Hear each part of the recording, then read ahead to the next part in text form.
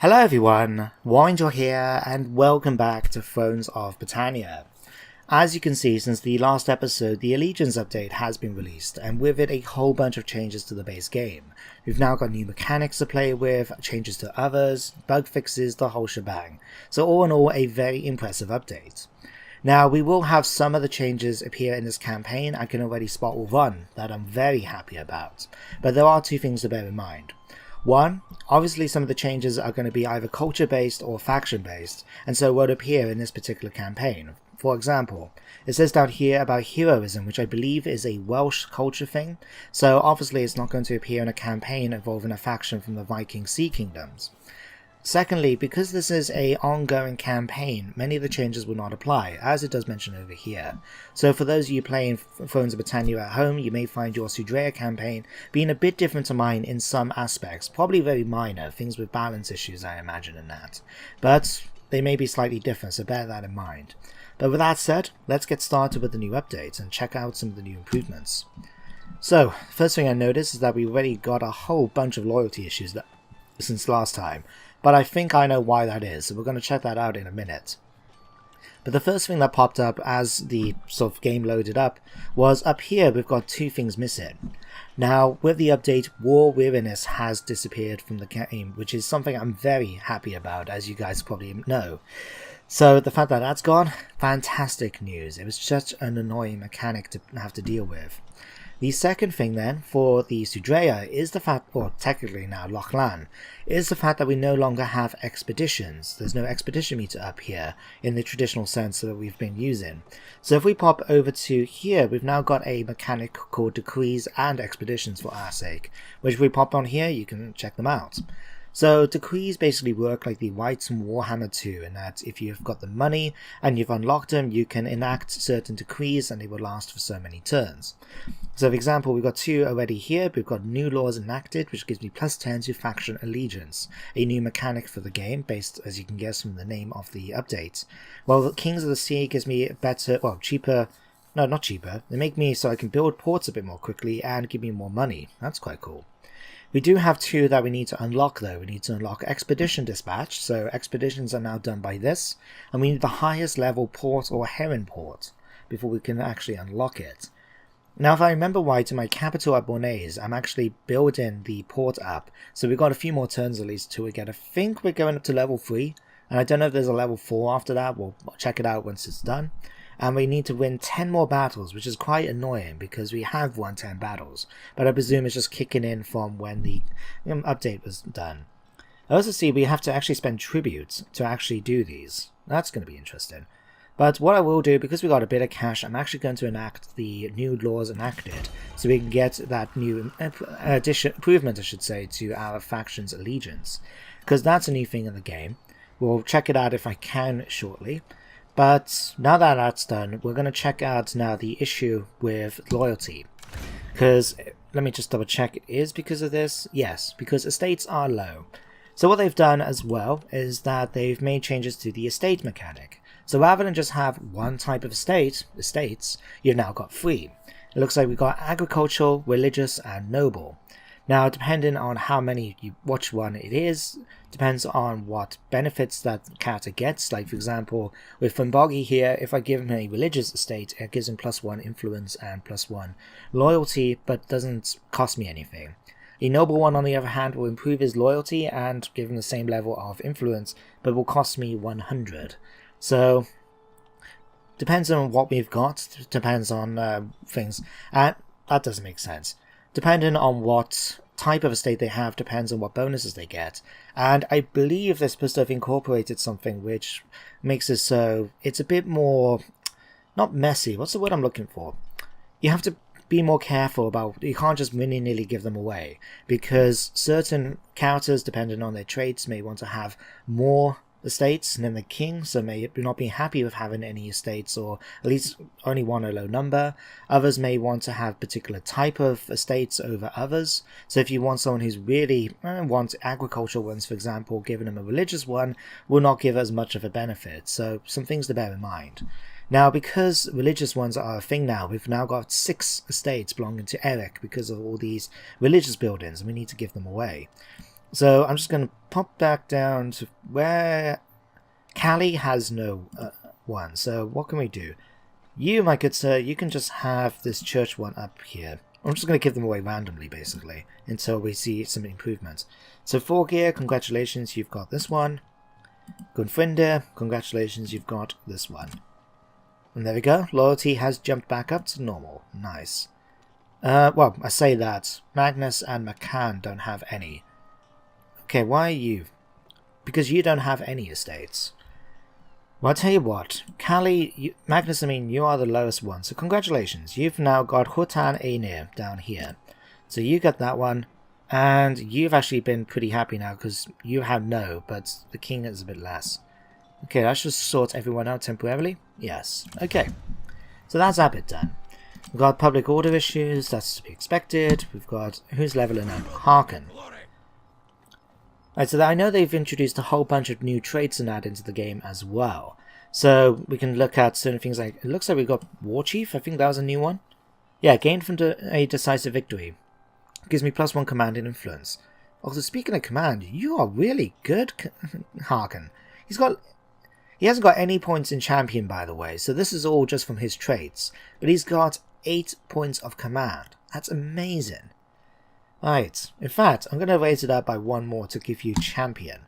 So this is now improving his melee skill for the unit as well, and gives him a massive level 9 general. He's probably the best general we've actually got in the game. Wow. Okay, so that's a thing. Oh yeah, the other thing I noticed was when we were loading up, if I put up onto my faction traits, you can see we no longer get the +5 supplies when you're in foreign territory, I noticed. Instead, we get a 15% campaign movement range. So a 15% bonus, I should say, to our campaign movement range. So my armies can actually move quite a bit further now, and combine that with Quartermaster is really going to help things out a bit with us zooming around the map.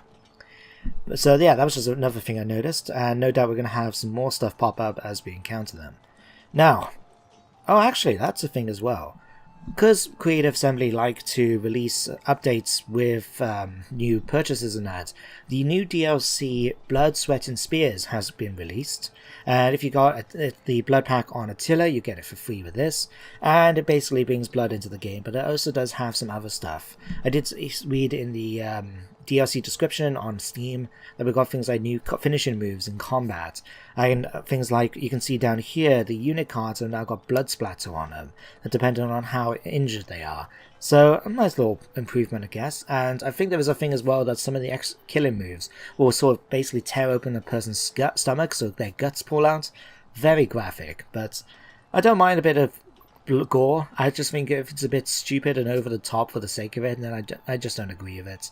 It's not that I don't like blood, it's just, you know, I think a bit over the top is a bit silly, you know, OTT.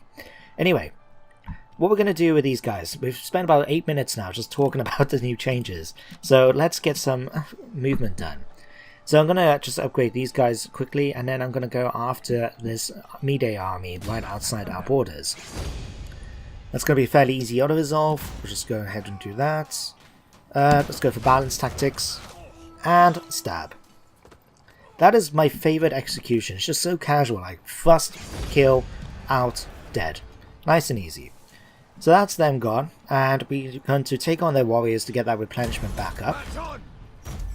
Right, there we go. Right. Oh yeah, that's the thing, because we don't have warrior in us now, our replenishment is going to go up quite quickly, especially with, okay, we're in enemy territory right now, so not right now. But because we got like abundant food, we've got 30% unit replenishment. Do we get anything from tribute now, rather than just... Oh, hang on. We do. I didn't see this when we checked out tribute before. So, tribute before was only just giving me some base, you know, improvements like market and lowered enemy morale. But now it looks like, as it goes up, we've now got minus 10% upkeep cost, 60% replenishment chance in our recruitment pool, so we can get units coming back in, and extra experience for new recruits. That is pretty decent. And it gets better as we go up. Wow. Okay, we're going to enjoy that. Anyway, do we need to go after Loch Glab here? Because the thing is, yeah, Gwynedd has now captured Nass, and because they're at war with the Mide, they're probably going to be marching up as well. I don't care if they go for the central regions. I want to keep the ports because we need that for our kingdom victory. So, just a little bit check. Let me see, which one is it? Nope. Nope, nope. Yes, it is. Oh, hang on. Was that a thing before? Like, now that I clicked on the province, it actually has little blue circles come around the different settlements that form up the province. That's cool. I don't know, was I in there before? Maybe I'm just remembering it wrong, but if it is, that's pretty cool. Anyway, we know we can go after this one now, so we're just going to go ahead and occupy it. There we go, that's a bit of extra money coming into the thing. There we go.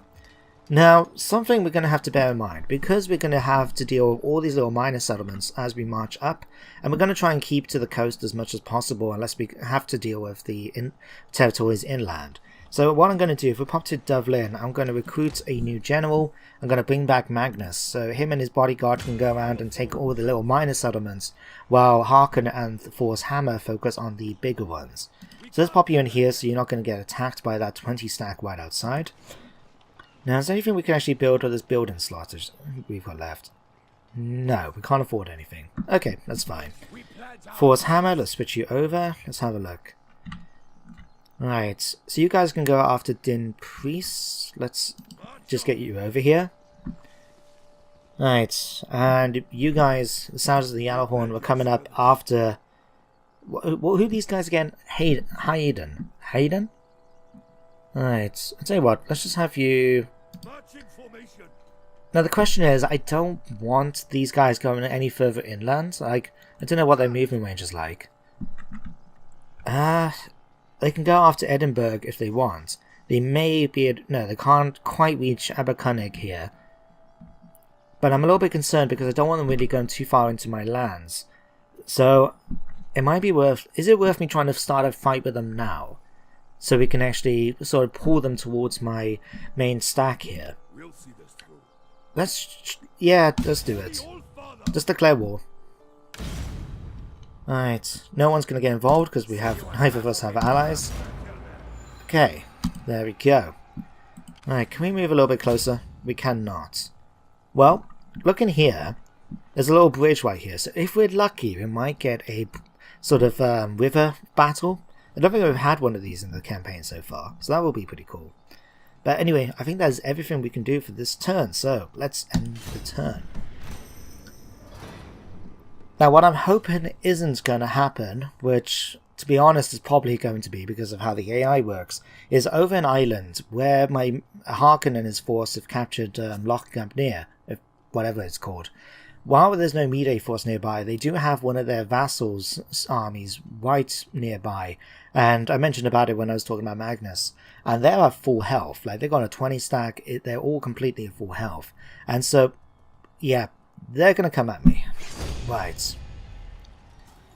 So according to this, the balance bar is pretty even between us, despite the fact that our men have taken a bit of a hit. It might be worth me actually trying to fight this. Yeah, I'm going to fight this myself. So let me just double check what they've got. They've got some Spear Raiders, Freeman Spearmen, which are going to be probably the same level as these. Eric Warband, Fianna Band, Kern Swordsman. Not that I really know much difference between these guys and who's better than what. Okay, this is going to be a tough one, but I think we can win this. I mean, at the end of the day, they do at the end of the day, they do have more men, because all their units are full health, mine aren't. But we should be okay in this. If we can kill their king, because his king is on horseback, if we can kill the king, then that's going to help things out with morale against them. And who are these guys? Okay, I can tell that they're skirmishers. No, it can't be. No. I'm just thinking, I just had a thing. Like, for those of you that follow the Medieval 2 campaign I've been doing with Wales, you know I've been spending quite a bit of time in Ireland recently, until, this latest episode where I've managed to defeat them. But one of the most annoying units they had were horseboys, and they were skirmishing cav, which were just really annoying to deal with. So I'm hoping that's not what these guys are. Oh, if they are, I'm gonna slaughter them. I am so bloody sick of them. I'm gonna kill them. I'm gonna find out at the end of the battle, I guess, what they are, unless we see them. Yeah, we'll see them in the battle anyway, so we'll better find out what they're called. If they are horse boys, I'm gonna slaughter them. I am just gonna murder every single one of them, because I can't stand them. That Medieval 2 campaign is really just put... Okay, oh, yes, they're horse boys. Bastards. Right. Okay, you're going to die. If nothing else, you are going to die. Right, let me just check out. Okay, so these are levies. They're elites. They're retinue. Okay. Levy, retinue. Okay, just so we know what to expect. So it's going to be basic, same tactic as usual. We'll have our axemen, I should say, on the front line. Let's put the marauders, I think, on the front since they've got more health. So you guys can stretch out along here, like so. Put you guys into shield starts. We'll put you guys slightly on the sides, like we'll put one unit here, so slightly off. There, and we'll put you here as well, I guess. It's not ideal because you are only 30 men in your unit, but we'll put you in nevertheless. Let's shuffle you up a little bit like that. There we go. Okay, I'm going to put the long axes all on one side, because there's not really a lot of them, so it's going to be better if I can just join them up together. So we'll put them there. Archers, we're just going to keep the archers, I think, here, so we can fire at the enemy as they come near us. Because they're the ones who have attacked us, they're going to be heading towards us, so put you guys off skirmish. Alright, we'll put the cavalry in the trees, not that it's going to do much, but we may be able to get behind the enemy. Harken, you and your force are going to stay here, and you can charge forward as needed. We do have another unit of swordsmen somewhere, don't we, here. So you guys can put them here. Right.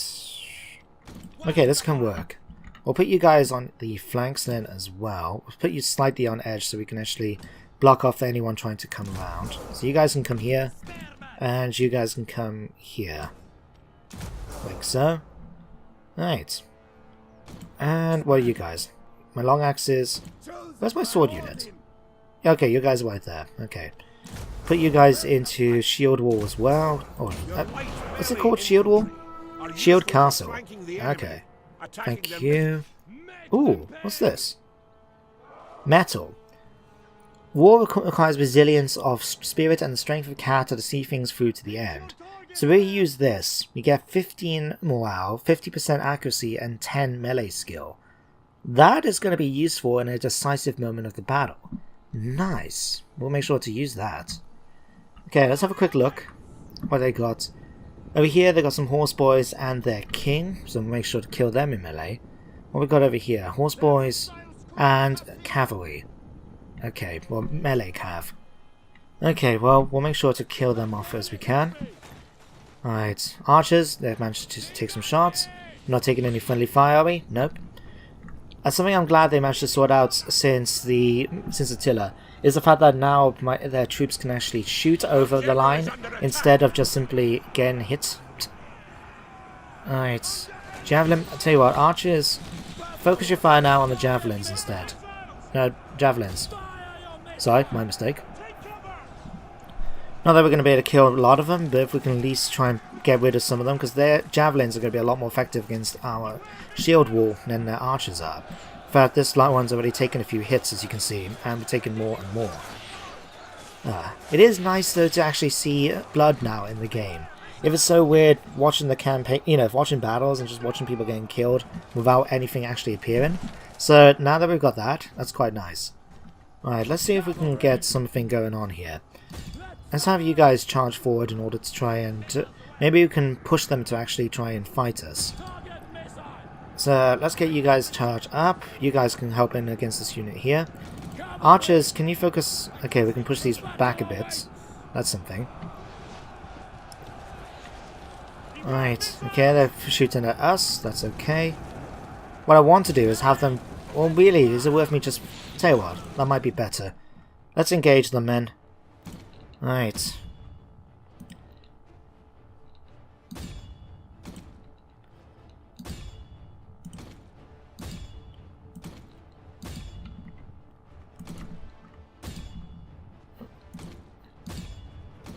Okay, your jobs are to go after the enemy king, so we can kill him off.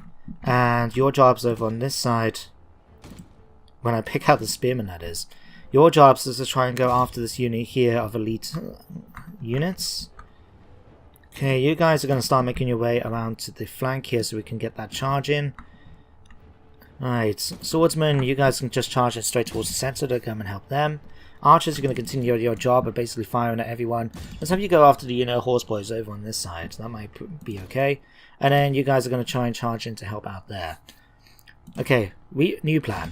You guys charge in here, you guys charge in here, you guys charge in over here, you guys charge in over here, you guys come over here and then charge in over there, and you guys charge in over here as well. We'll keep an eye on that king's unit just in case something's going to happen. Alright, who's the better health? Okay, you guys can come over here, you guys focus on their king. Alright, skirmishing cav, you guys can come after this unit here. Right. Okay, where are you guys heading off to? Okay, you guys can charge into over here. Right, you guys maybe not have your charge against that spear unit there. Okay, you guys... No, you've got more health. Let's have you go and kill the king. You guys can come in and attack these spear raiders from the rear. Right, let's speed things up a little bit. Okay, Harken, we're going to have you guys lead the way. So first of all, let's just do a bit of a rally to everyone in the area. Right, long axes, whereabouts are you? Okay, let's have you guys charge straight into here. Right, you guys go and help them. Right, you guys can come in. Let's attack this unit here. Right, you guys need to kill off their king, so please go and do that for me. Herdman. Right, what we got here? Spear raiders. Let's have you come in and try and deal some damage to these. Yes! Okay, let's pull my archers back so they're not getting shot at or getting involved in the melee. Right, their units are starting to break already. Fantastic. Alright, spear raiders have broke. Let's break through now to the center in order to take out the enemy units. Alright, we are going to have a bit of a problem dealing with their javelin men and that, so we'll just have to try and do what we can at best. Alright, what's coming over here? We've got cavalry. Alright. You guys, turn around and take out that unit of archers. Sorry, of cavalry. Alright, what's going on now? We've got troops all running away. Horseboys, you're going to do better for me if you come after these units and kill them off than anything else, so you guys can go off and do that. Archers, focus fire on these unit of serfs. I'll tell you what, the larger one here, you guys come after this. Take it off this, so we don't have to worry about that. Okay, you guys can come over here and sort that out. Alright, Harken unfortunately is starting to take some missile fire, so we want to make sure he doesn't die. Let's try out the new ability here. Alright, so that's going to improve our morale, our melee skill, and our accuracy with our troops as well, so that's going to help things out. Alright, you guys come over here, you guys come and help them. Alright, Harken, you can lead forward, you guys attack these. I think the javelin men must have used up a lot of their missiles, because they're now getting involved in the melee. So is their horseboys. That's going to be fine since we've got plenty of cavalry to deal with these, so you guys can just turn around and attack these. Right.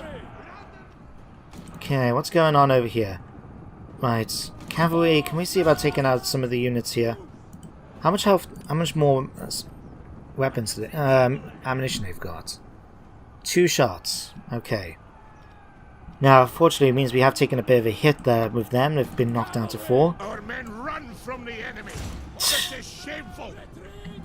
That's okay. That's fine. We're not going to really bother to chase them down just because it's going to take quite a while.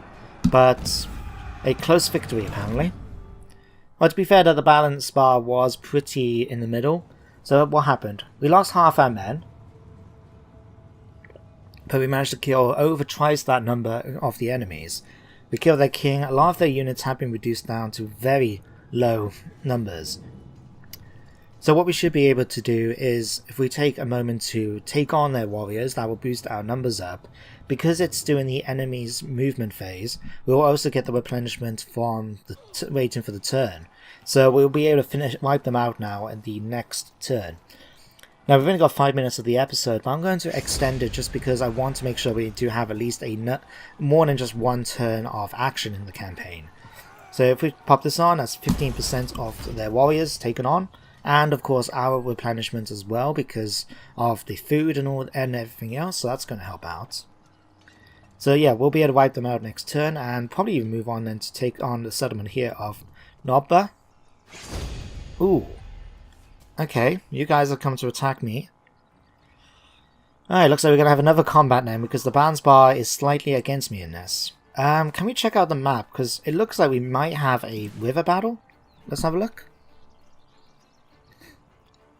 A second to load up. In the meantime, let's check out the rest of the warriors. They've got MacLeod Hessia Spearman. That could be interesting. Foul Spearman. Oh, it's a river battle. Cool. Now, I've never fought a river battle, so I don't know how it's going to work. Is it going to be like bridge battles like you used to do in the older Total War games? Or is it going to be like a ford crossing or something like that? I'm hoping it's probably going to be a ford one because I think that was the ones that they end up shifting to for like Attila and that. But if they do end up having bridges, that would be pretty nice. Yeah, this is going to be a tough one, but I'm going to have to fight it nevertheless. If I want Eric to win with his force, we're going to have to fight this. So, if it's a ford battle, the first thing we need to do is find out where the fords actually are. And we're going to try and be the defenders, so we can just get into position and wait for the enemy to attack us. So, we'll find out where the ford is. Defend it, and if there is more than one, we can see about maybe moving some troops to outflank the enemy. We've got cavalry, for example, so if we can get them around another ford, we can attack their archers and that from behind and kill them off quite quickly. As well as maybe go after their king or something, although that could be a little bit more of a challenge. I can see his king is on foot and he's got 83 men, so he's actually got more people than Eric has. And they're generally better, in fact. Hang on. Yeah, they're both level 1. They're both Hearthguard. But they've got 35 extra, another, 8 armor. Shield is better. These guys are just better than my ones. Good to know. Anyway, let's start the battle and check out the map. Ooh, it is a bridge. I haven't seen one of these in bloody ages. I've been playing so much Attila, and I don't remember us actually having bridge battles in Attila. That's great. Now, can we cross over anywhere else is my next question. I presume if the bridge is there, we can't. So, it's going to be a pretty stationary battle. We're basically just going to have to hold them there. But this could work. This could work. So what I'm going to do, I'm going to have my mailed axemen, because these guys are pretty high tier troops. We're going to have these guys here, and we're going to have them supported by my Hessia. And the plan is to basically just charge forward, get into this bridge here, and basically, present a steel wall of shield and weapons against the enemy. I'm going to put as well some of my elite infantry on the side, because then we can just have them in case we can have anyone try to swoop round. Archers, I'm going to keep the archers back. If the enemy's going to come towards us, I might as well just keep them back so they can shoot at the enemy and not get shot at from the other side. Eric is going to be nearby so he can provide his morale boost, and we'll put him into shield wall just in case he gets shot at. Oh, shield castle, I forget, sorry. Everyone else can basically be nearby, and their job can basically be just charge forward should we need to. So if we get you guys, and even the cavalry really, because there's not really going to be much use for them otherwise. We'll just have them all deploy here. Let's put you guys slightly in forward. You can shoot at anyone on the bridge now, can't you? Yes. Okay, let's start the battle. Yes, thank you. Now, where is the enemy? They're not on screen right about now. It seems to get brighter and darker. Oh, there they are. Right. Let's slow things down and quickly get our troops into position. Alright, so you guys are going to form up right about here, so get into formation there. Hessia, I'm going to have you guys basically right behind them, just in case. And we're going to put the spearmen, because they got archers, I don't really want them to be in a position where they can get shot at from the side, but at the same time, I want them slightly riffing in case anyone tries to outflank them. So we're going to move my troops basically into formation right here. Eric, we're going to move you no, we can actually leave you here. So let's just put you into shield castle. Right, everyone else is in position. Right. You guys, shield castle. You guys, shield castle. And you guys, shield castle. There we go. Right. Indeed, the enemy is coming at us. Our troops are managed to we have taken a hit here from some of the arrows, but most of it's just been deflected, so that's good. Right, and here come the enemy's units. Their cavalry is charging across first. Now luckily for me, these are just levy cav, so they're not going to do much against us, and if they do try and come round, they'll just run into our spearmen. Right, and the rest of the troops can just charge in as we need to. Archers are now starting to fire, that's good. What is your range, in fact? Can't actually see, but I presume it's going to be fairly thin. What we'll do, I'm going to move you guys slightly more forward. Not too much. We'll have you slightly more forward. And the plan will be, so while everyone's going to be on here, my troops are going to have to basically hold the line as much as they can. But my archers can shoot down, kill anyone that's not involved in the melee. And that should hopefully help things out a bit on that side. Okay. Let's have you guys come in and get involved as well, I think. Because, yeah, they're starting to sort of swarm around on the sides. Or I might do, in fact. Spearmen, can you guys basically get involved and attack these flanks? We'll have to be a bit careful, obviously, but something we could try and do is just bring in troops so they can actually fight in on the flanks as well, so we can hopefully get the morale debuff from the enemy being... Well, the enemy's going to get the morale debuff from actually being attacked on the sides as well. So, unfortunately, it means we are going to take a few casualties among our spearmen, for example, because we're going to be shot at by archers. But it should be alright. It should be all good. Alright, let's have you guys focus up on this side up here. That way then, regard anyone... Let's fight the general, in fact. Alright. Spearman, let's get you guys over here as well to help things out a bit. So you guys can form up over here and over here. Ooh, I forgot, we have berserkers, elite infantry. You guys can charge in, by all means. Alright, let's have you guys come over here. You can come over to here. You guys can charge straight into the middle in order to try and hold them back. Yes, thank you for telling me about morale. It's not like something I'm unfamiliar with, you know. Right, just to help things out a bit, can we loosen the space in here? Can we get them into like a loose formation? Apparently not. Okay, actually, let me just check something. What can we do with flaming arrows? Does this give a morale debuff? It does make it so the target has -4 morale. Okay, that could be useful, but it doesn't do as much base damage. So I'm just going to let you guys continue your job. Okay, you guys need to come into here, and you guys need to charge into the side as well. Hold the line. You guys can charge into here. Berserkers, make your way towards the center. I mean, once these guys get going, they're not going to want to stop. Alright, what have we got up here? Another unit of mailed knights. Sorry, mailed axemen. You guys can charge in as well. Alright. Eric, I'm going to have you guys move forward. We're taking a lot of missile fire from those archers. A lot more than I was anticipating. So let's move Eric in front. He might be able to provide a bit of a magnet for the missile fire. No. We don't... Okay. It's another unit of... Our archers are not doing too well, are they? Right. Let's have a quick look at what's going on here then. So most of the unit army is basically focused in this small area here. They're very crammed together, so a lot of their troops are not going to be able to engage effectively, which is going to only help us out. Now, where is their king? Their king is actually right here. Now, where's my berserkers? Berserkers, go and fight their king. You guys, I know you're not really getting involved, but try and take out the archers that have managed to get themselves in for combat over here. What about you guys? You are fighting as well, okay. You guys, let's... Wow, we got people jumping off the bridge to get involved in the melee. Wow. Okay, didn't expect that. Okay, let's have you guys get involved with the Huskars over here. Is there anyone that's not fighting right now? Okay, you guys pull out over here, and we might get them to attack on the flanks. Okay, you're fighting, you're not fighting. Okay, let's have you go forward a little bit. Now, cavalry. There's not really much I can do with my cavalry right now. They're kind of stuck. We're just waiting for our infantry to basically keep them in place. I mean, we could try charging them in, but they're going to have to fight their way through my units in order to get there. So it's not the most ideal situation. Alright, let's have a look. Which side are you guys? You're over here. Okay, pushing against that unit of long axes. We can start getting some of them to waver and even break. Then that might cause a chain rout for some of the other units.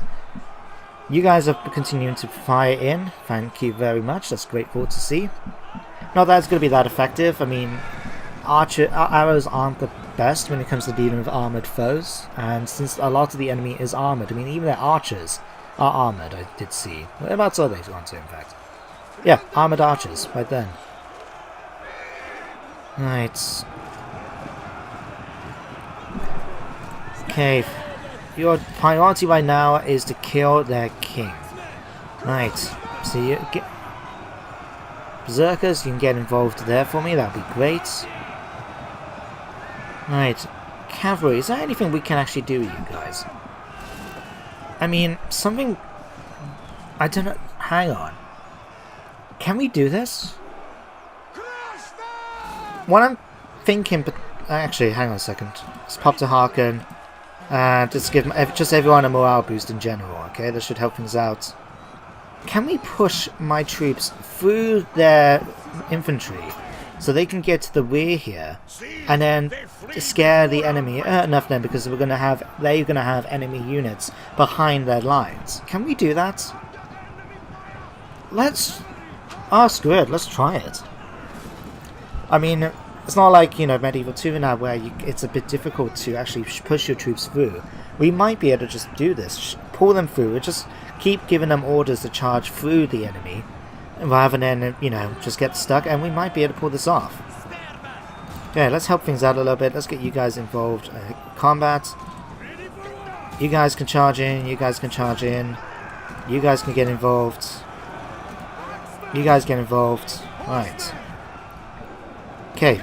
Horsemen, yeah, these are the enemy's horsemen, not mine.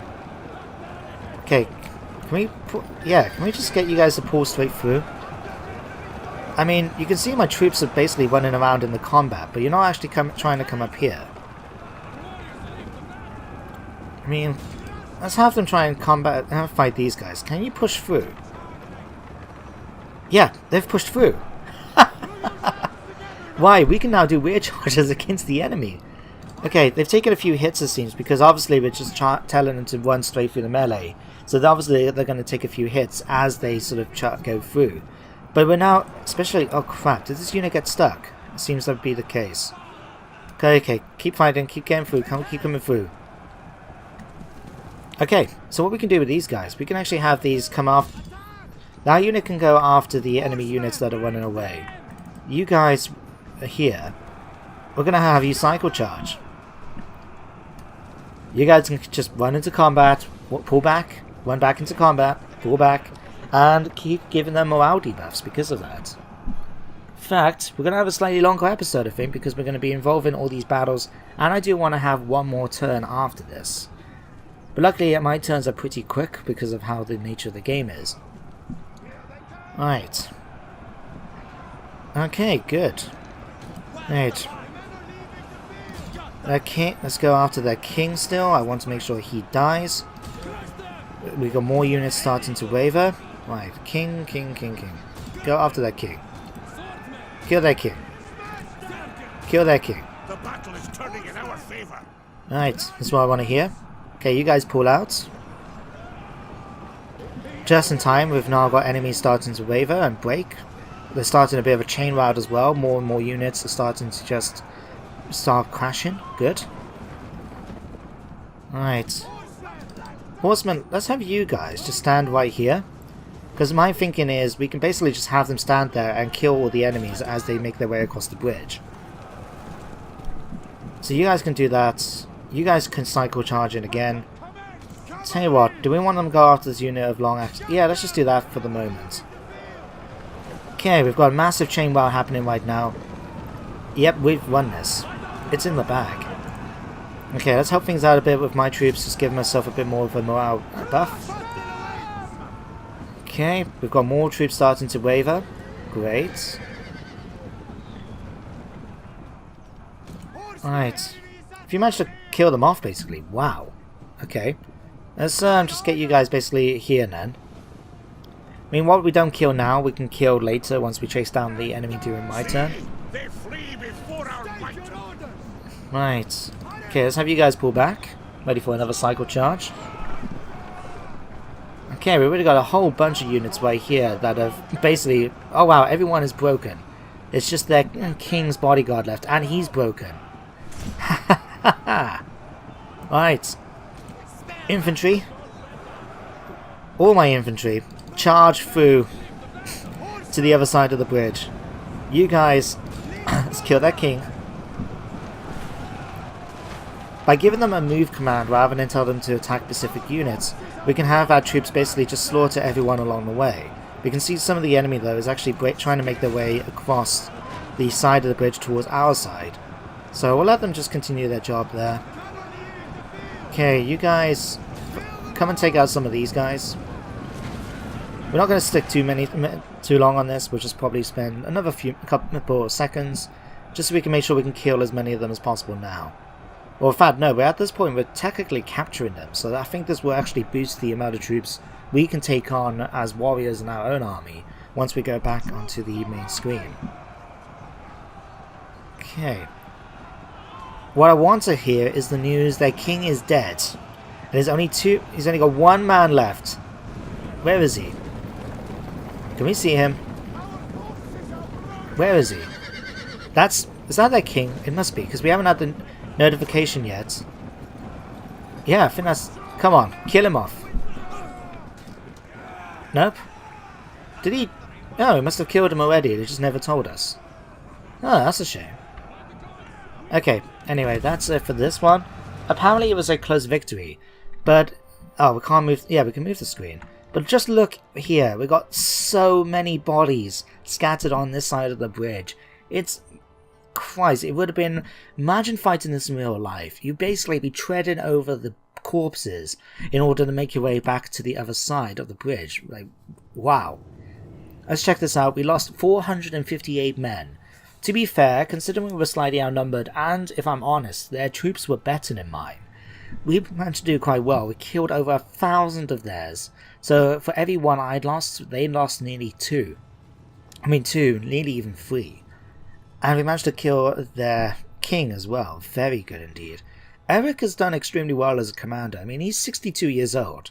He's not exactly a young man anymore, but he's done extremely well in our battle so far. Right, so you go.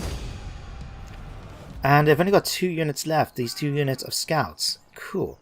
We're going to take on their warriors. They're going to retreat.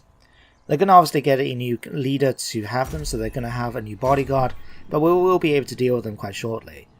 Okay, something of a deterrent. Truly a lion among men, this man is a living example for others to follow. If only every one of your retainers was as strong, ?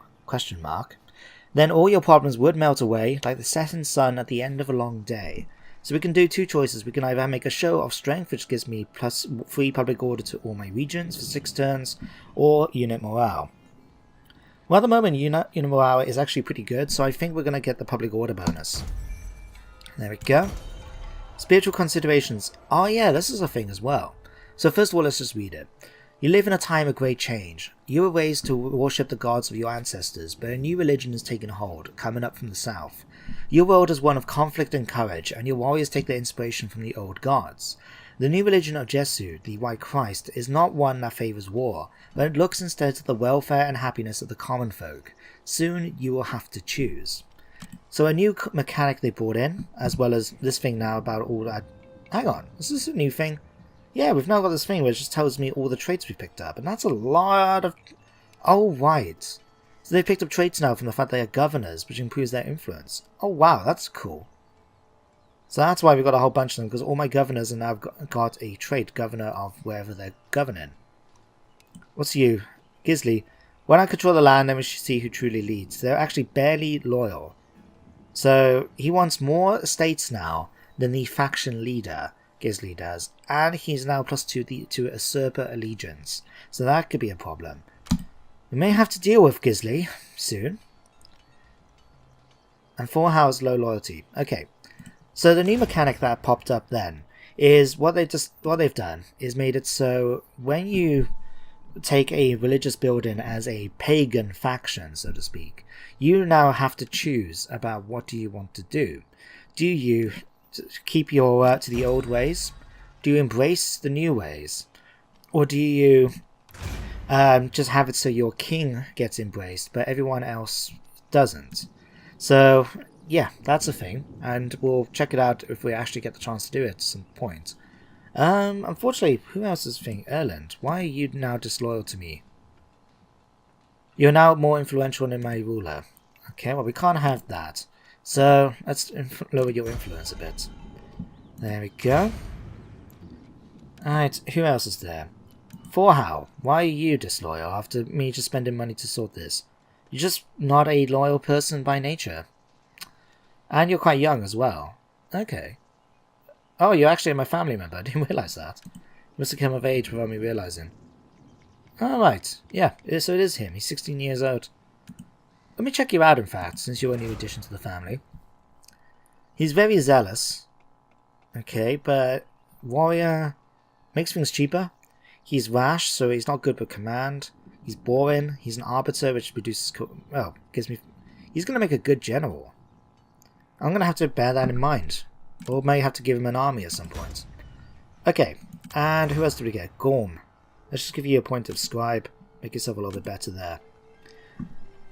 Yeah, so we'll sort that out. We'll have one more turn. I know it's going to make it a longer episode, but I don't want to have it so we just had 2 big battles and that's the end of it. I want at least one turn when I actually move the campaign forward a bit.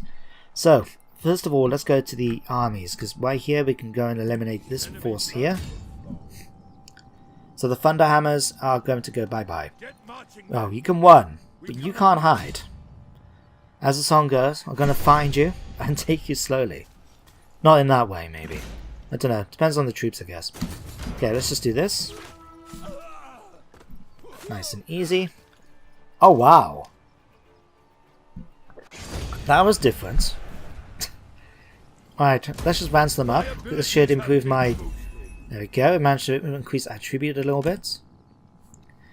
Okay, now your job is to start marching back down south, because we can have you actually come to Dimpriest. We'll get you there in 2 turns, it seems. Can we... Yeah, we'll have you move here, in fact. Okay, the Valkyrie's chosen can just come over and take the settlement. Nicely done. We'll occupy that.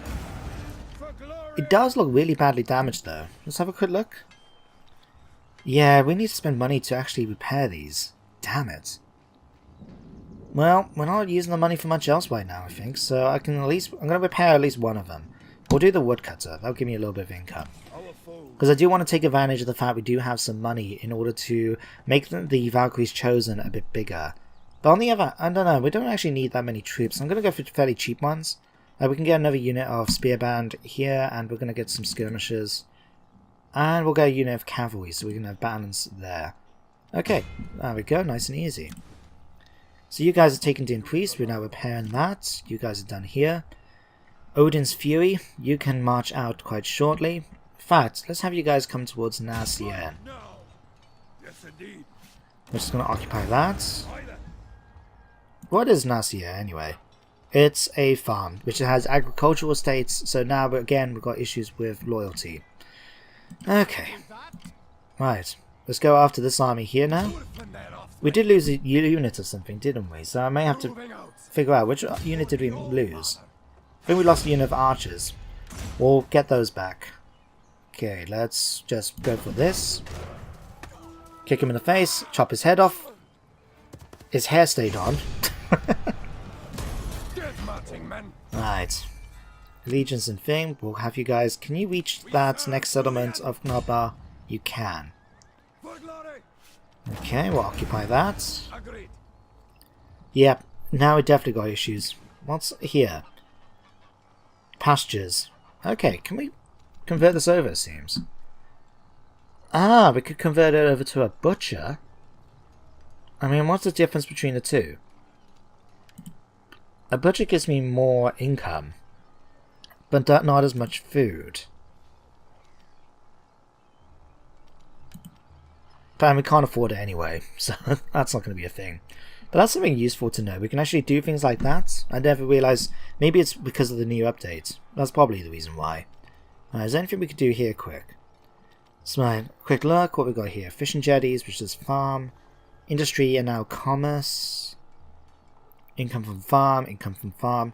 So it'd be better if we can build something that's going to increase the money I'm going to make from farm income. Watermill it is. There we go. Right. We've got loyalty issues now to deal with. Probably because, again, we've got things with... Oh no, Forhal, you're actually okay.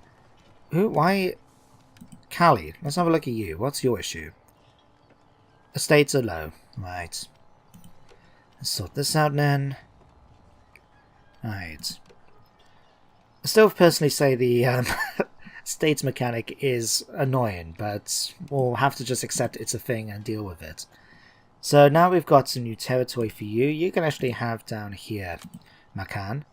And let me see, Forhal, you're not actually unhappy because you have estates, are you? You're just not generally a loyal person. Everyone else is reasonably okay though now, isn't it? No, Gisley. Oh no, Gisley's the one. He wants to actually have more states than the faction leader. There's only -1 leadership in one, so for the moment, that's actually okay. Forhal, we're going to improve you though. We're going to give you a nice bit of a state, and because you're a family member, we're going to have it pretty close to home, instead of over an island. There we go. Problem solved. Who's gone up in rank as well? Eric has. Alright. He's got loads of traits right now. He's a brigand. Thing, a subjugator. He plays it safe. He's an exemplar. He's virtuous. He has -50% chance of having children. Alright, he's lame as well.